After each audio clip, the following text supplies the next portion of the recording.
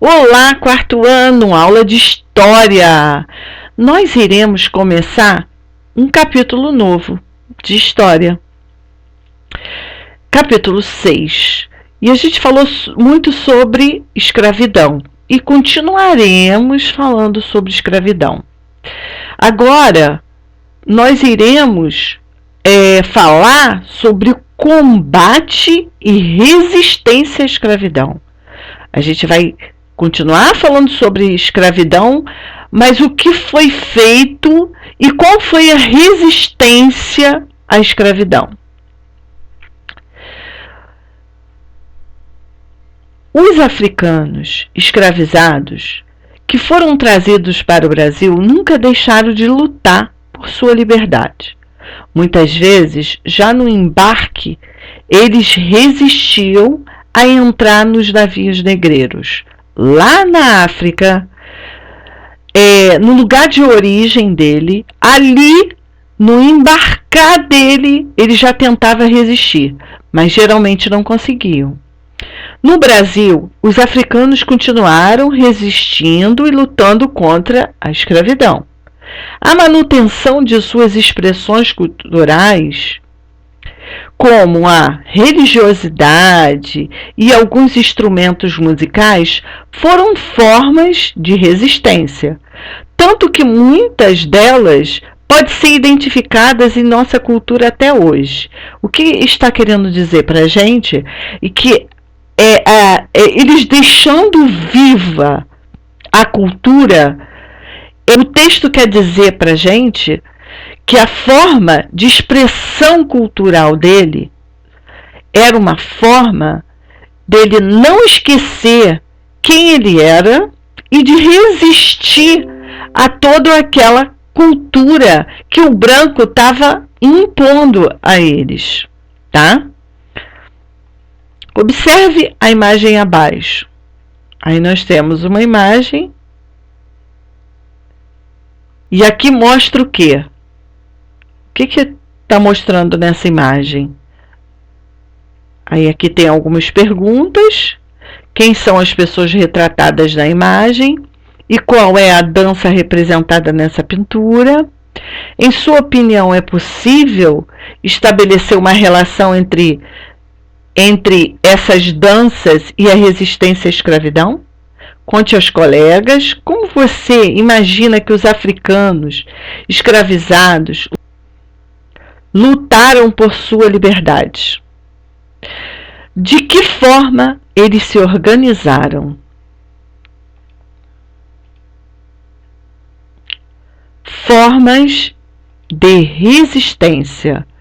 Quando chegavam ao Brasil, os africanos de um mesmo povo e até de uma mesma família geralmente eram separados uns dos outros.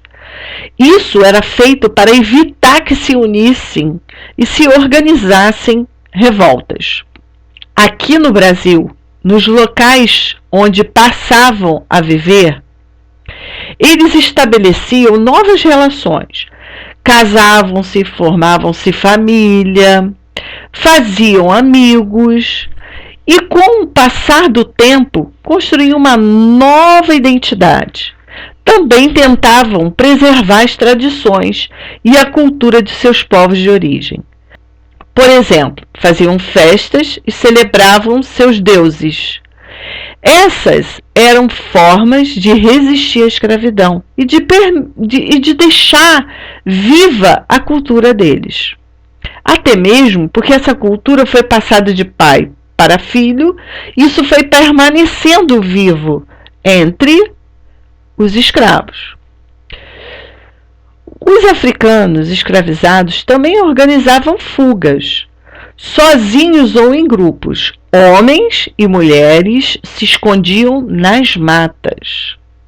Agora, o quilombo de Palmares. O que seria quilombo de Palmares? Os quilombos eram comunidades formadas por escravizados, fugitivos. Estavam localizados em áreas de difícil acesso para evitar que fossem descobertos. Alguns eram simples agrupamentos, outros verdadeiras cidades. O maior quilombo do Brasil foi o de Palmares, na Serra da Barriga, no atual estado de Alagoas. Ele começou a ser organizado no final do século XVI, por escravizados que haviam fugido de um grande engenho de Pernambuco. Em 1640, Palmares chegou a reunir cerca de 6.000 habitantes, distribuídos entre 11 mocambos, que eram pequenos conjuntos de casas cobertas de folhas de palmeiras. Para sobreviver, os quilombolas cultivavam alimentos, criavam animais e caçavam. Também fabricavam armas, ferramentas e objetos de palha. Muitas vezes comercializavam os produtos com os habitantes das vilas e dos povoados próximos. Entre os habitantes dos quilombos não estavam apenas os ex-escravizados. Havia brancos pobres que até então não tinham lugar para morar, e também alguns indígenas que haviam fugido da escravização.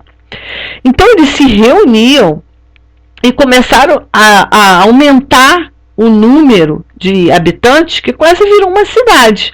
E eles tinham que sobreviver e não podiam sair daquele lugar, porque ali era o lugar mais seguro. Ali eles tinham aquele grupo que era forte, então eles não podiam sair dali. Então ali eles tinham que plantar, tinham que criar seus animais, e eles tinham que se sustentar sem estar ao alcance dos senhores de engenhos, né, para não pegá-los. Essa mistura de povos favoreceu a troca de cultura. Então, dentro desses quilombos, cresceu tanto que não tinha só escravizados, tinham também brancos, pobres e alguns índios. E eles foram ficando mais fortes e criando uma cidade.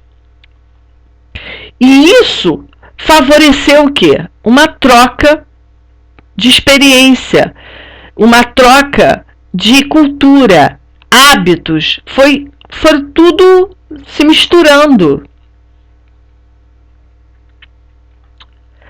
O fim de Palmares. Para os donos dos engenhos de Pernambuco, o crescimento do quilombo de Palmares representava um grande perigo. Por isso, Palmares passou a ser atacado a mando desses proprietários escravizados e do governo de Pernambuco. Por quê?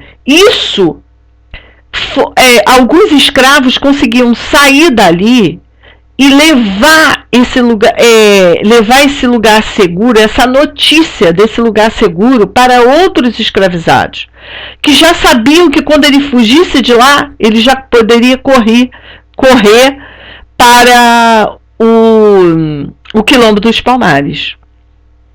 O principal líder do quilombo era Gangazumba. Morreu envenenado em 1680. E seu sobrinho Zumbi passou a liderar Palmares. A gente vai falar de Gangazumba na próxima aula. Eu vou mostrar foto e vou falar mais dele.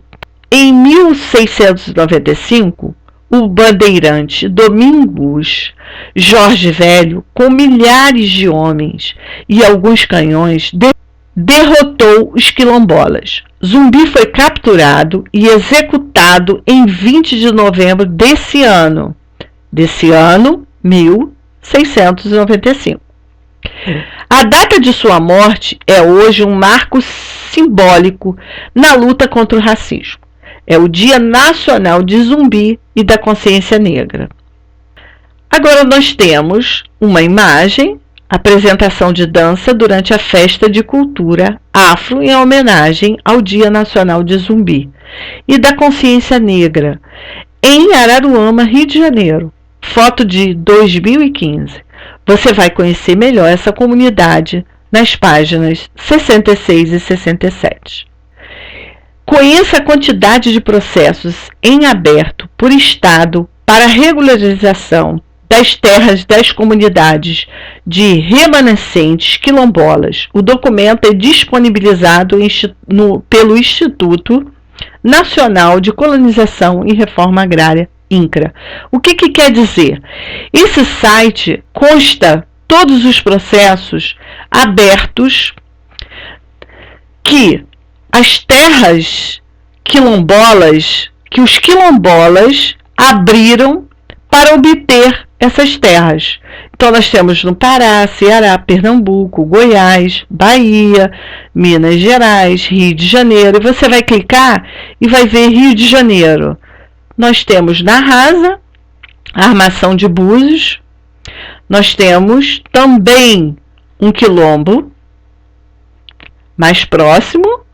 Nós temos em São Pedro, vamos ver, nós temos em Araruama e temos em Cabo Frio, em Botafogo.